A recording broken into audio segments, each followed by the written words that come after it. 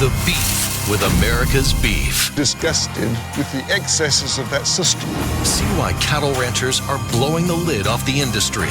Consumers are voting with their wallets. What they uncover could change the way you eat beef. Plus, do you want to beat the bloat? Of course you do. And see the health foods doctors are begging you not to eat. Coming up next.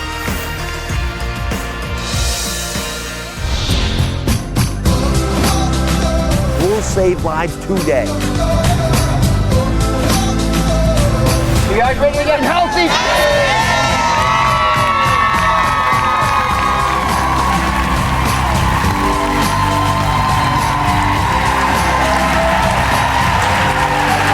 Sometimes it takes someone with inside knowledge to blow a whistle that creates change in the world around us. But when it comes to our food, so much is kept a mystery. From industry secrets hidden away to false information, today that all changes. We're joined by some of the country's biggest whistleblowers who are sounding the alarm on everything from the beef industry to the diet industry. Today on Oz, I've got two cattle ranchers who became whistleblowers and then turned their back on the corporate beef industry, what they know about the meat that you're feeding your family. And I've got an insider's guide on how to eat it safely. Plus, is it really worth the money? Find out if the grass-fed beef really makes dollars and cents and how your family can eat the good stuff while saving money in the process. And if your takeout and your frozen dinners are leaving you cold, then restaurant insider Rocco DiSpirito is here to the rescue. He's giving you a better dinner option and foods, all of them under 50 calories. But first, in an effort to satisfy America's need for beef, the beef industry has adapted production procedures that some insiders say are hurting your health. To investigate, I've asked food journalist Mark Shasker to take a trip down south to meet a whistleblower challenging the status quo. Beef. Americans adore it. Last year, each of us ate about 67 pounds of it. But critics charge there's a lot wrong with the beef we love. Most beef cattle are given hormones and antibiotics, and some say even the corn we feed them is making the meat unhealthy. So I wanted to find out, is there such a thing as better beef? My journey started in Texas, the state that produces more beef cattle than any other. I met rancher Patty Jacobs. Hi, How you doing? are you? I'm great, how are you? Very good. She told me how raising cattle has changed over the years. It used to be that we raised cattle like this in the pasture, and when they got to a certain age, they were taken to market to be slaughtered. But that's all changed in the last 60 years or so. What happened?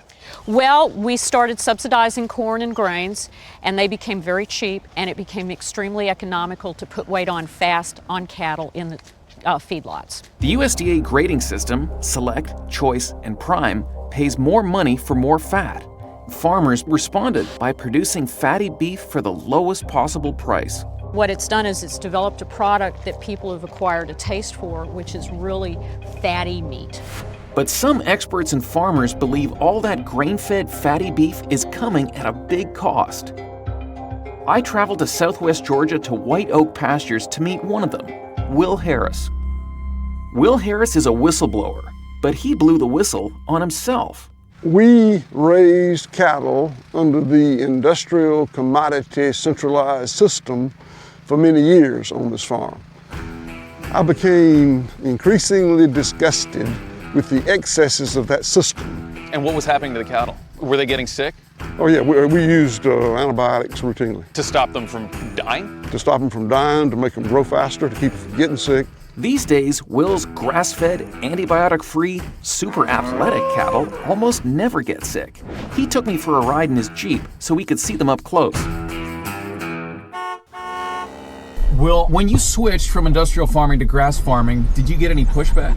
No, not really. I weigh 240 pounds and I come from a culture that doesn't tolerate undue criticism.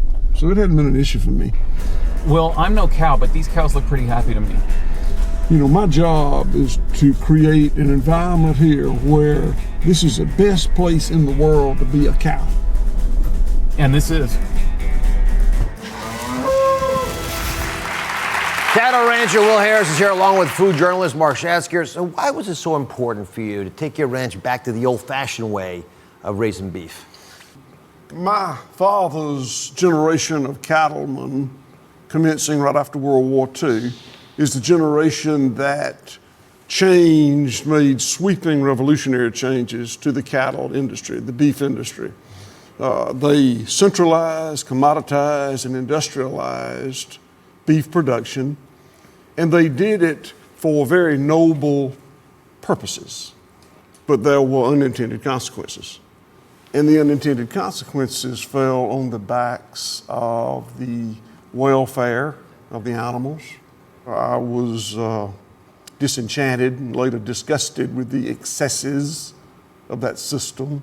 And by excesses, I mean confinement, feeding of unnatural foodstuffs, use of performance-enhancing drugs like hormone implants and subtherapeutic antibiotics. And I just wanted to change that, and I did. Well, good for you for doing that. And thank you for being here to talk about it very honestly. Thank you for having me. Mark, let me ask you, I'm going to come back to Will. What is the difference between how Will raises his cattle right now and how cattle is conventionally raised in the beef industry? Yeah, because most people see that farm and they think, well, don't all cattle come from farms like that? You drive down the highway in the countryside and you see cattle outside, and that's where it starts. Cattle are still born on farms, you know, in many ways just like Will's, but then we send them to feedlots. It's a big fenced-off area, absolutely packed with cattle. Some of them can have more than 100,000 head of cattle, and we feed them tons and tons of corn. We feed them so much corn that it's actually toxic to them. That's why we give them antibiotics. Most people think you take antibiotics for, you know, if you have pneumonia or something. For cattle, these, Will said it himself, sub-therapeutic. That means the cattle are eating the antibiotics so that the food we give them doesn't kill them. Let me bring us alive, if I can, for everybody. I want you all to understand what Will and Mark have been saying to us. A cow is born, right? And they're all sort of born the same way. But when you're doing it with the regular beef industry approach, you actually inject these cows. You can actually implant them, frankly, with growth hormones. They have it there the whole time. Then the cow starts eating the grass and starts to grow, and then more hormones can be implanted. And next, when the cow gets larger, you actually put it into that feedlot that Mark spoke about, where it eats corn, not grass. And it eats a lot of it. And that corn, by the way, they're antibiotics. Small amounts always there to help the cow grow. And it also gets more hormone implants. And then things called beta agonists, which help the animal get bigger. That's the performance-enhancing drug that Will was speaking about. That's the normal way we are growing beef in America. Let's take a look at the grass-fed farmer's approach. Once again, cow's born. But this cow doesn't get any of the growth hormone implants through its lifetime. It gets to eat grass, and it only eats grass, but there are no preventive antibiotics in that food. It's never fed any corn or other grains. It's not part of the culture. The diet consists of grass for their entire lives. Now, I want you to notice, it's not quite as large. That's a big deal. Not quite as large. Now, Mark, how do we end up going from this, which is what Will's great-grandfather did, to this, which is what Will's his father and Will spent most of his career? And how big a problem is that change? Well, it all started around World War II. Prior to World War II, about 1 in 20 cattle would eat grain of some kind, and they didn't eat much. After World War II... 1 in 20. So basically, one red out of 20 cows up there. Exactly. So not many. It was primarily cattle on grass back then, on the farm, just like we think of them. After World War II, remember how we talked in the video about the USDA grading system pays more money for more fat? Well, industry isn't stupid. They said, you want fat? Well, we'll give you fat. And they started getting cattle fat the cheapest way possible, feeding them lots of corn. Then they found, well, the corn makes them a bit sick. Sometimes it kills them. Let's give them the antibiotics. It's gotten to the point where over 90% of the cattle we eat are from that conventional system.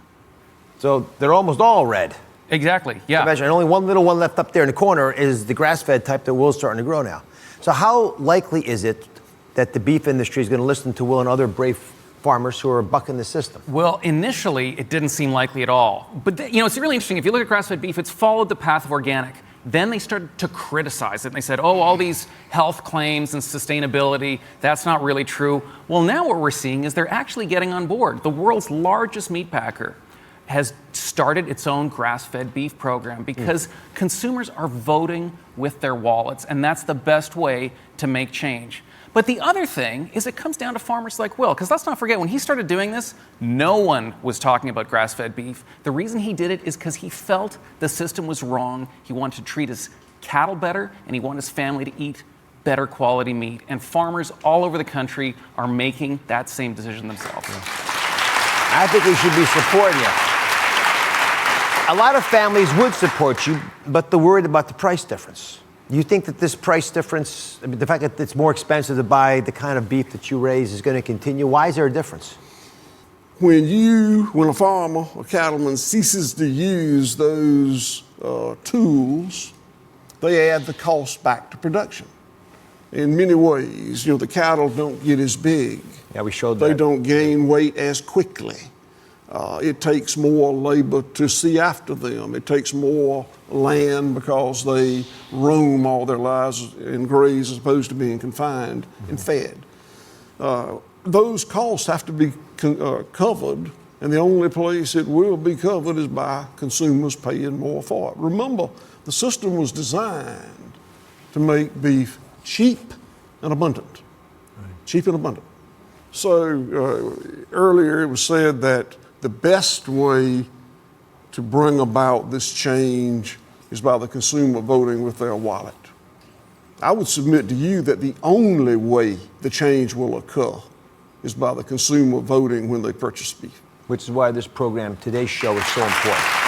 So here's the big question. How big of an impact will grass-fed beef have on your health? Because it's going to cost you some more. Up next, the results you need to know before next time you spend money at the grocery store. Stay with us.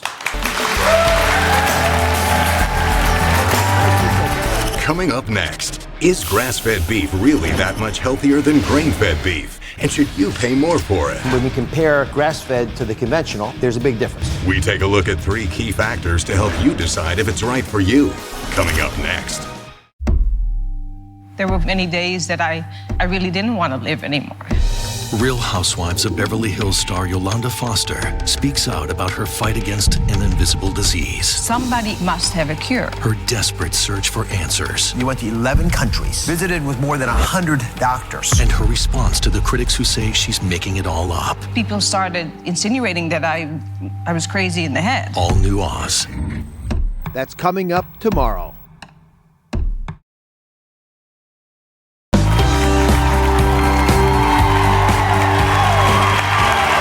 We're continuing our investigation into beef in America. And we just heard from a cattle rancher who says all beef should be grass-fed, but it's more expensive. We want to show you how much more, so we called a number of grocery stores around the country to check prices on ground beef. Regular beef is about $5.30 a pound. Grass-fed beef is about $8.20 a pound. That's roughly $3 extra per pound. So before you spend the extra money, how big of an impact will grass-fed beef have on your health? Marsh Hasker turned to another whistleblower to find out. Here's the question. Is grass-fed beef worth it? To find out, I asked scientist and farm consultant Alan Williams. Alan. Hey, Mark. Great to see you. Great to see you. Another whistleblower in the American beef community. So, Alan, grass-fed beef can cost 20, 30%, sometimes even more than grain-fed beef. Why do you think it's worth the extra price? Because it's loaded with nutrients such as omega-3s, CLAs, vitamin A, vitamin E, and many essential minerals. You make it sound like beef is a health food. Well, it is. Look, you can see it in the product. This is a grass-fed ribeye and a grain-fed ribeye. Look at the difference in the color of the fat. You see a deep yellow color here and a pale white color here. This is very indicative of the forage that they're eating and consuming higher levels of vitamin A. So when I see this yellow fat, I'm actually seeing vitamin A. Yes. The fact that grass-fed beef is healthier actually makes a lot of sense. Think about it this way. A cow in a feedlot eating corn is like a human sitting on a couch eating corn chips all day. We know that's not good for you. But a cow out in pasture eating grass is the equivalent of eating salad, which is a lot lower in calories, but really dense in nutrients. Okay, but what about flavor? Does a grass-fed steak taste as good as a grain-fed steak? So it actually tastes better, very robust and deep in flavor. And chefs tell me that it tastes the way that beef should. They can just use very simple seasonings now and allow the flavor of the beef to express itself. Sometimes I go to a steakhouse, have a big steak, it shuts me down. I'm in a steak coma. Does that happen with grass-fed beef? Not at all. As a matter of fact, with grass-fed beef, you're left with a very comfortable, light feeling, a lot of energy. You can get up and go run a marathon. Or do the dishes. Yeah. I was ready to give grass-fed beef the ultimate test. The moment of truth. I just ate an 8-ounce grass-fed tenderloin steak, and I gotta say, I feel great. And it looks tasty. So we're seeing lots more of these grass-fed beefs, the packages in stores. But why is it more expensive? It comes down to quantity versus quality. We figured out how to make really cheap beef, but quality always costs more. Like we saw, the cattle don't grow as big, it takes them a lot longer. That's just gonna cost more. And that really shouldn't be a surprise. So when consumers today are making a decision about whether it's worth the extra money, what are the criteria they should use to judge? I think they should think of 3 things: nutrition, flavor, and texture. Let's start with nutrition. It's the most important one for me. And Mark performed a high-tech fat extraction, which you're not going to do at home, but it's going to be an effective way. You're going to teach us to, and when we compare the grass-fed to the conventional, there's a big difference. Yeah, and you can see it. I got this extraction done by Dr. Richard Bazinet at the University of Toronto, who is a lipid fat expert. And here's what we found. You can see in this sample here, the fat looks yellow, like in the video. Yeah. What you're seeing there are carotenoids, the same vitamin A precursors you see in carrots. That's in the grass. It's getting into the fat of the cow. But there's a lot more going on there as well. There's also higher levels of vitamin E and also omega-3s. So this is a case of nutrition you can actually see.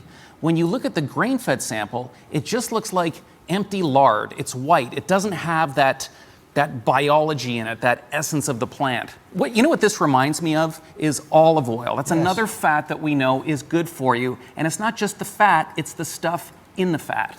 The reason this is important to me, my father-in-law has been giving me a hard time about this. He argued that we'd find more omega-3 fats in grass-fed beef if we actually looked at enough. And you're showing that today. And as a heart surgeon, if you don't have enough omega-3s in our bodies, it causes all kinds of problems with the way we think, right? Our mentation, with our heart rhythms, all kinds of problems. So if we can find natural sources of omega-3s, like in the meats, which is not what we normally think about omega-3s, right? You're all thinking about fish.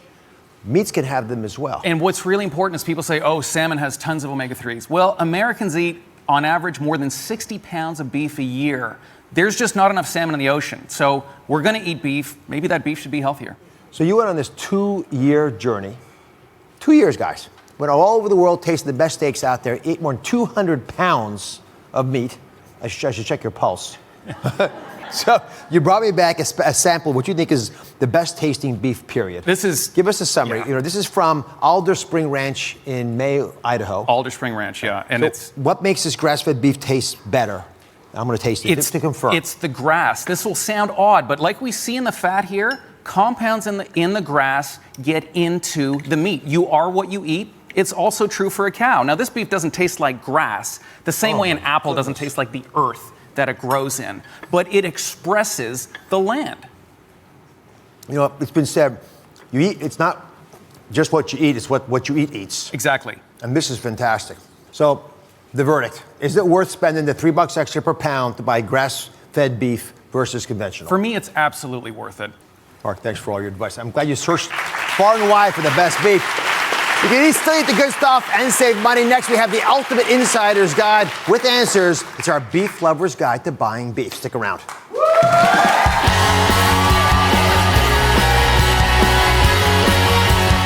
Coming up next, we put an end to the debate over what makes the best tasting hamburger. It's all about the beef. And what about color? You look at this guy, right? Pretty gray. We'll run away from that guy. An insider's guide to buying better beef. Coming up next.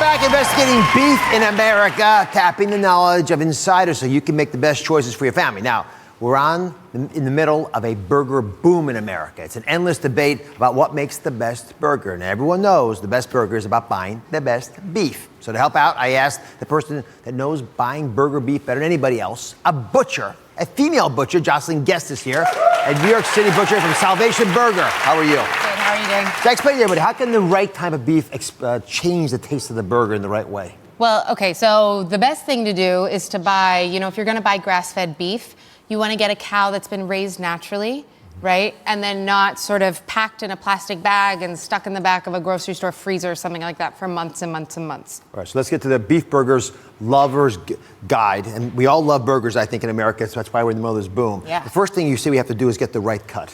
Right, so When a lot of people are shopping for beef, they're like, oh, it's a special treat. I want a ribeye, I want a filet mignon, I want whatever. But grinding meat is kind of like this great equalizer, right? Right. So tenderness kind of goes out of the window. So you can buy a working muscle that has a lot more flavor, right? It might not be a great steak, but when you grind it, it's awesome. So for example, like ground chuck, right? It comes from the shoulder of the beef.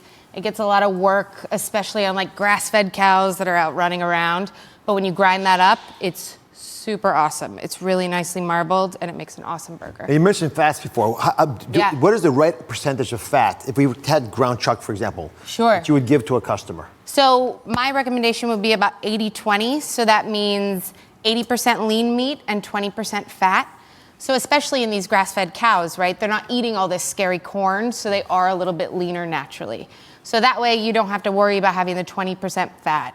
So if you got like a 90-10, your burger would probably wind up pretty dry. Pretty dry. Yeah. So we can splurge a little bit with the 20% of Yeah, fat. treat Because it's yourself. healthier fat, that's the point. And what about color? You have 3 examples here. Right. So say you go to the grocery store and you're like, okay, it's burger night, what do I get?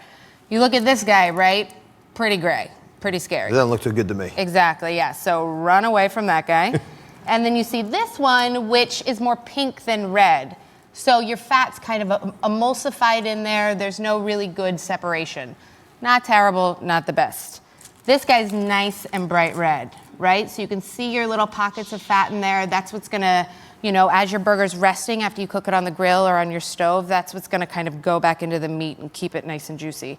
So always go for bright red and little pockets of fat. And of course, you always wanna keep in mind, grocery stores, you don't necessarily know when they've ground the meat or maybe what they treated it with. So if you can, go to a local butcher shop. They can grind anything you want. Or, kind of go for the gold and like buy a whole muscle and grind it at home yourself. All right, thank you, Jocelyn. We're also putting a complete burger lover's guide to decode ground beef labels from consumer reporter Lisa Lee Freeman on DrOz.com. Up next, the top foods doctors want you to avoid to beat the bloat. Coming up next, can some healthy foods you're eating be causing you bloat? Feels like I've gained 10 pounds. They could be in your pantry right now. We'll show you great bloat-free alternatives so you won't feel like you're missing out. And it specifically can help reduce bloating. Next. There were many days that I really didn't want to live anymore. In her first interview, reality star Yolanda Foster speaks out about her fight against an invisible disease. All New Oz. That's coming up tomorrow.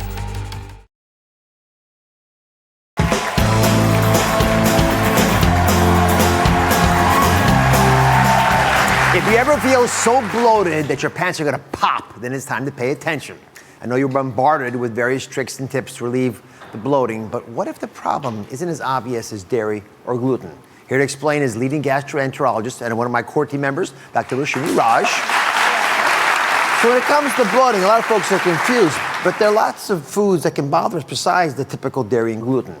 So give me an idea of a surprising health food, one that typical of these 4. Okay, so onions and garlic. We love them. We love the way they taste. We put them in our food. But for many people, I know, I'm sorry. For many people, they can cause bloating. They're very difficult to digest. And once they get into your intestine undigested, the bacteria work on them. They're releasing gas.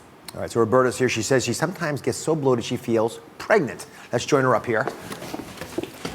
So, you must be an onion lover like the rest of us.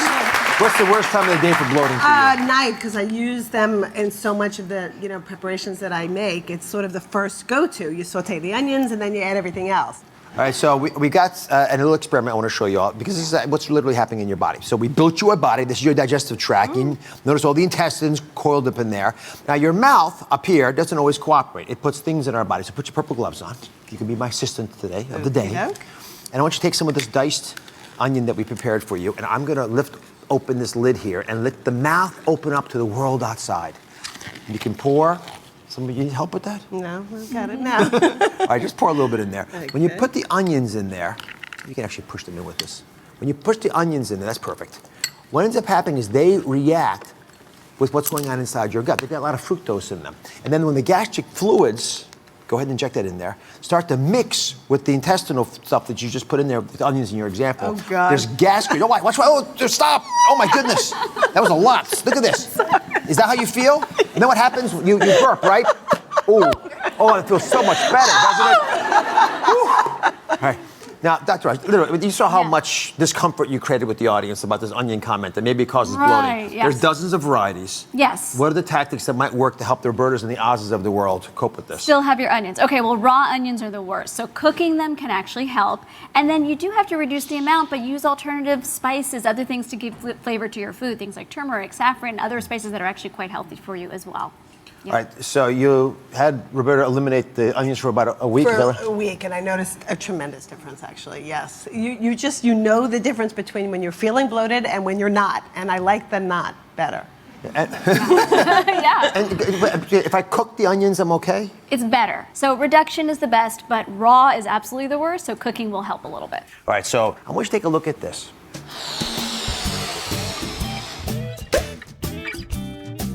Whenever I'm bloated, I just feel really miserable, uncomfortable. I almost feel like I swallowed a truck. Painful and extremely uncomfortable. It even influences my wardrobe decisions. It just feels like I've gained 10 pounds. Like a big beached whale. Bloating makes me feel like I'm 9 months pregnant, and I don't even have children yet. Nutritionist and physician Dr. Elizabeth Bowen has the next bloat food, and it's something many of you may eat today. If you're having bloating, one food group you want to eliminate to see if it's the cause are your protein bars. Protein bars often have ingredients that can cause bloating in many people. One ingredient are the sugar alcohols. These are things like sorbitol, mannitol, and xylitol. These are low-calorie sweeteners that are used to increase the sweetness of the bar without giving as many calories as other sugars would. But they end up getting into the digestive system, not getting completely digested or absorbed, and they can cause a lot of gas and bloating when they get fermented by your bacteria. So, where else are these sugar alcohols lurking, Dr. Raj? Some places you might not expect, like chewing gum, hard candies. These are also things that for a lot of people can produce a lot of gas. Sharon, you're joining us because you were willing to go off your little chewables, all the things you're chewing gum in particular, but everything else that had sorbitol in it. Did it make a difference? I was skeptical at first, but it did. It made a difference. Oh, I love when these ideas work. I know. So we thought we'd do a little social experiment. Right? Not a hard science one, but it's a pretty cool one. We decided to take a gummy bear, which has the kind of sugars we're talking about in it, the kind you can't digest, and we tossed it in a little glass of water for 3 days. And as we waited and waited and waited over those 3 days, the gummy bears changed from the normal size, which is this, to this. See, it still has the water on it. It's a little soft little thing, wiggling around like that, right? And you'll notice, now this is, again, obviously, it's not exactly what's happening in your body, but it's to good remind you that this is a problem for you. And why would you tempt fate if you don't have to? But I get it. People like chewing on stuff. Yes. And you might as well chew on sugar-free things if you're going to chew on them. Definitely. So show us another idea, Dr. Raj. What do you chew on instead? So a great alternative, if you want to get that fix in the mouth, is a ginger chew. So ginger has been used really for centuries in different cultures to help calm your tummy, and it specifically can help reduce bloating. So it's a great alternative. They're chewy. Yeah, they're very chewy. They're not sweet, but... They're very delicious. Good. And I got all of my friends eating ginger chews. I walk with my ginger chews. Oh, she has it in her pocket. I love it. Yes, I walk with them. Here's one for you.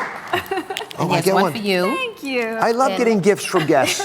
Thank you very much. All right. Thank you. Let's get to the last food, which comes from integrative health and wellness specialist Dr. Tazdeen Bhatia. Here's what she wants you to eliminate in order to beat your bloat. As a doctor, I want you to avoid soy foods in general because soy has estrogen-like effects that cause water retention and bloating. Believe it or not, tofu can cause belly bloat. Most of the tofu available to us is processed, contributing to that bloated belly. If you are going to have soy, consider switching to a fermented soy like tempeh and really get rid of those soy lattes. So Carolyn is joining us. How often do you put soy milk in your coffee? Well, I'm trying to cut down on the caffeine, so I'd say every other day. Not too much. Yeah, not too much. And were you having some bloating issues anyway? Yeah, a little bit I was, and I had done a little research on it, and the almond milk actually was supposed to be a little bit better, so I decided to alternate that. Dr. Raj, what do you think? You agree with that? I think that's a great idea. I think soy is one of those foods that people don't really realize can cause a lot of bloating. Almond milk is a great substitute. If you're having other forms of soy, miso or tempeh, which is fermented soy, causes much less bloating. So some great alternatives. I think almond milk tastes better anyway in coffee and tea. It's got a more great. full, robust taste and the texture's better for me. Yeah, it took me a little bit to get used to it because it's a different texture, it's a different taste, but the transition was a little bit more smooth than I I'll toast to thought. your success. Dr. Raj, that's yours. Cheers. Thank Cheers you. very much. Cheers. We'll be right back. Coming up next, don't know what to cook for dinner? Still living on takeout and frozen foods? Help is on the way. Celebrity chef and author Rocco DiSpirito is here to rescue your next family dinner. Looks like Italians here. Coming up next.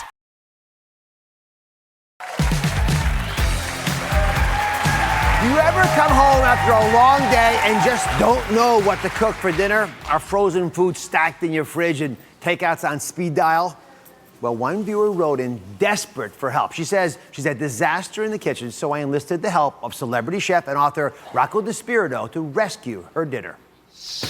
My name is Elaine, and I'm from Staten Island. I'm a Zumba fitness instructor, and over the past year, I've put on 45 pounds, and that's not good. My husband and I used to eat healthy, but we kind of fell off the bandwagon, so now we really want to try to start eating healthy again to set a great example for my son. Because our family's always on the go, we end up ordering out a lot, and we'd kind of like to change that a little bit.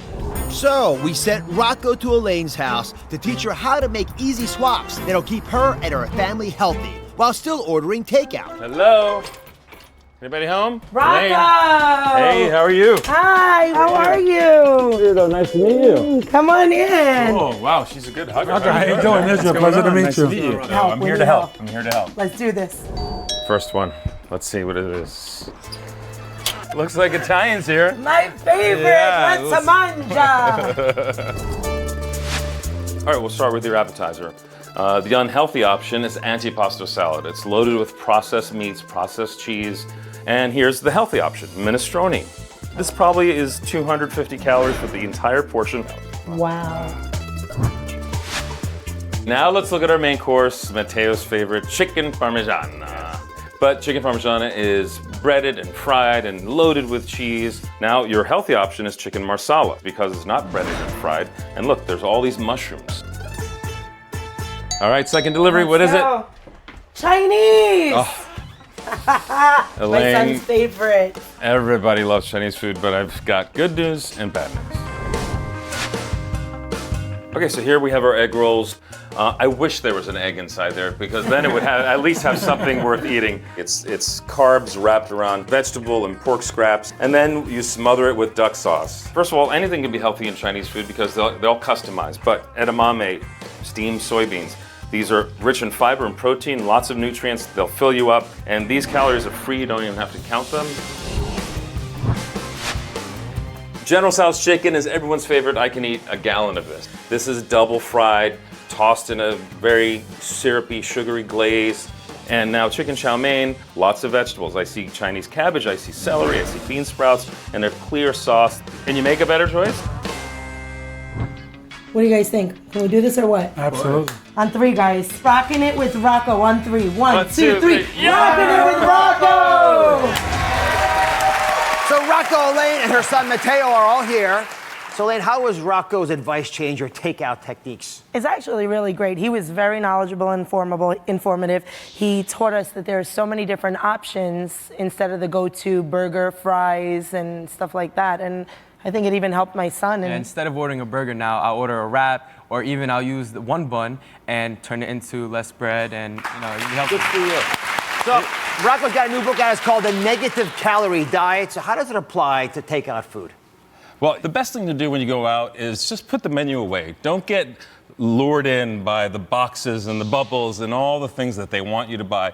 Put the menu down and just tell them what you're going to eat. These are really good choices here. So if you're at a sushi restaurant, you can order any sushi with brown rice. They now have brown rice everywhere. If you call a diner, they have roast chicken at a diner and sauteed broccoli and green beans. You can get that. And then a gyro. Gyro is a great example of negative calorie foods. Lean meat, lots of vegetables. Don't have to eat all the rice if you don't want to. So eating out and ordering in is not a no-no. Turn a negative into a positive. Elaine, how about frozen foods? What's your technique there? What do you look for? Anything that's quick and easy, pizza, lasagna, anything, we're always on the go. So if I know that I can't cook that day, I'm gonna go right to my freezer. So Rocco's got a little technique here. He actually prepared you a little gift. So take it, give a taste of the foods if you don't mind. All right, let's I'm going do to quiz this. you on them afterwards. So what's the issue? How do you get negative calorie foods into frozen meals? So there are families are busy and they're going to use frozen foods. They're very convenient. Now there are a lot of really good frozen foods that don't have added chemicals, preservatives, salts, sugars, but most of them are garbage. So read the labels. Read the labels. Stay away from the ones that have 15 ingredients on them, and buy the ones that say, vegetables. Very well stated. All right, Matteo, congratulations. Good luck to you, Mom. Thank you. Appreciate Thank you being so here. much. Thanks, When we come guys. back, Thank you. we got Rocco with his 5 favorite negative calorie foods. He's going to show you how to make them. Stay with us. Cool. Thanks, guys. Coming up next, having lost over 50 pounds, Rocco shows you how he ate his way to weight loss success. Delicious meals using 5 foods under 50 calories. I love meatballs. I can't live without them. Next. There were many days that I really didn't want to live anymore. In her first interview, reality star Yolanda Foster speaks out about her fight against an invisible disease. All New Oz. That's coming up tomorrow.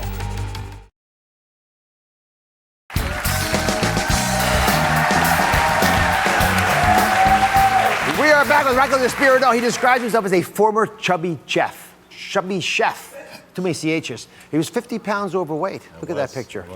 What did you discover that allowed you to lose that weight? I was only 30 in that picture. Can you imagine if you had the real picture? My God. What did I do? Well, I read a lot of your books and then used that content in my books. And no, I'm just kidding. That's good. What I did is figured out that you need an isocaloric balance in your diet. You need to consume less calories than you burn, but that involves a lot of tedious calorie counting, and you're always worried about the calories. So I thought, how could we create a diet where you can eat all the foods you want, as long as they're good foods that are also healthy foods? And that's how you achieve a negative calorie balance. What are the guidelines for negative calorie food? So the negative calorie food has to contain less calories than your body burns metabolizing them.